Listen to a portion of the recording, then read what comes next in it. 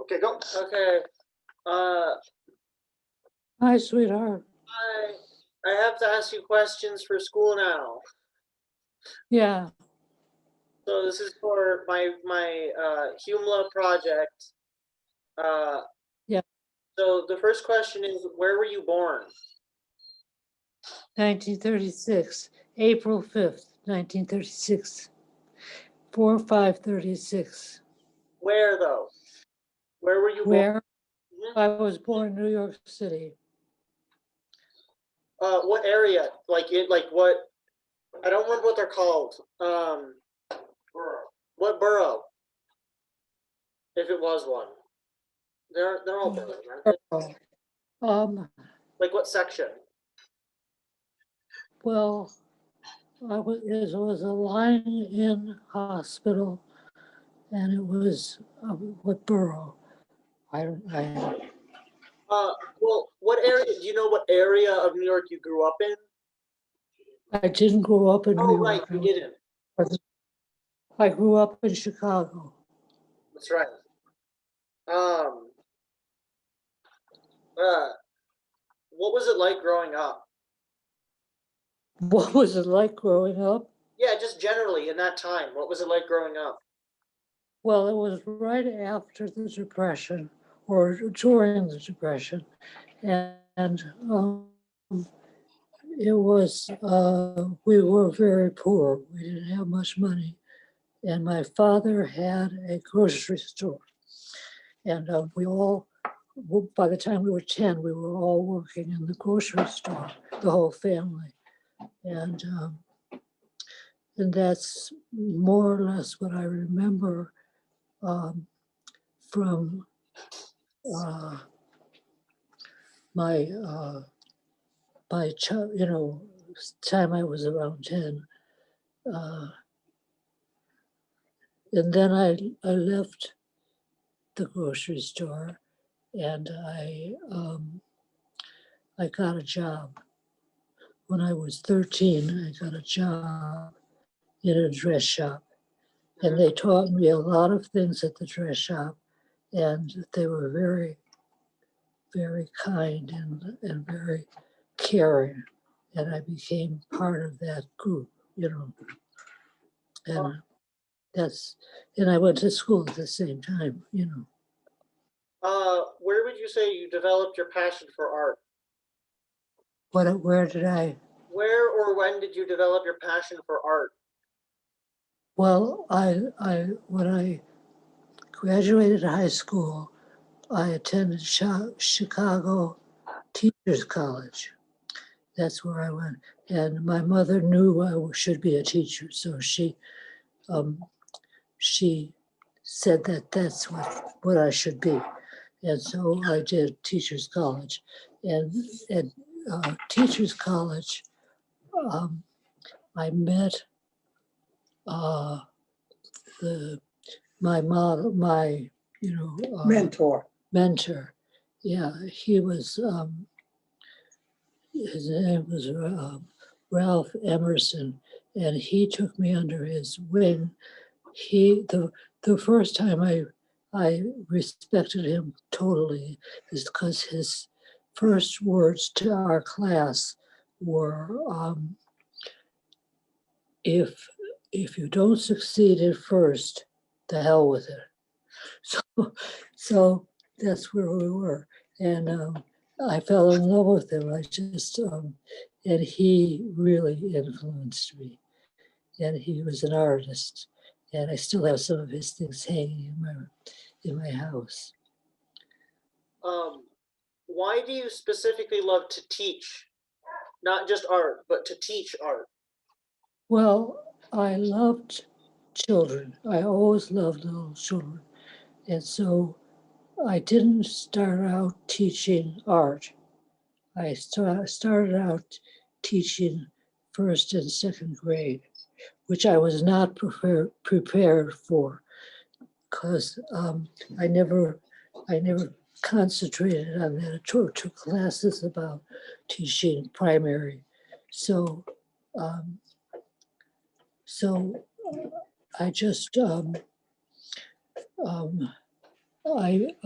well, I, me- I started substituting. I think that's what it was.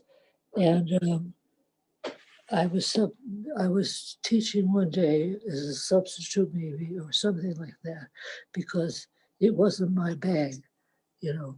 So um, uh, the principal came in to observe because he was hiring teachers at that time. And he came into my room, first grade room, when I was supposed to be teaching um, reading, teaching them to read. And I had no idea how to do that because I was into art, you know. So I was under the table with one first grader who needed to move around a lot for uh, to gain his knowledge of the letters and he whatever. And the principal came in at that time, at that moment when I was under the table, and he said, and he hired me, and he said, "You think outside the box," and I like that. So I became an art teacher for Cottonwood Creek, Cherry Creek schools. Um, do you have any particular students that you remember or favored, like that in your memory? Is there any students you can think of that like you enjoyed teaching the most, or were your favorite students? I guess. Um, what I actually loved teaching at Cottonwood. It was wonderful because the kids were all, you know, well heeled and they loved art. So um, that was satisfying. But the most satisfying job came later when I was finished teaching and I had already retired, and I took a job, a volunteer job for um, children to help with the children who were homeless, who had no homes, and who were. Uh, it was like an after-school program, and and I loved that. That was wonderful to me, and I think that was really my favorite because those kids were so different than the kids in Cherry Creek, and they were really very responsive. So I started volunteering as somebody who just helped with the snacks or something, and I became an art teacher with them. And I worked with two young men who were wonderful with the homeless kids, and those homeless kids were lovely. I just loved them. So that's how that was my favorite teaching job. I loved Cherry Creek and I was there for 20 years, but I loved these little homeless kids.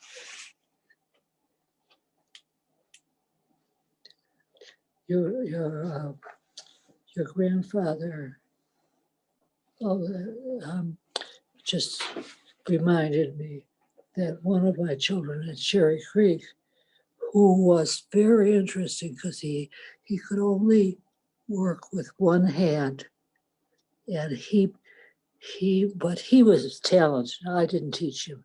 He taught me. He was talented, and he went to Hollywood as an artist, and and it was very. And I was interviewed and all that stuff, but that was Cherry Creek.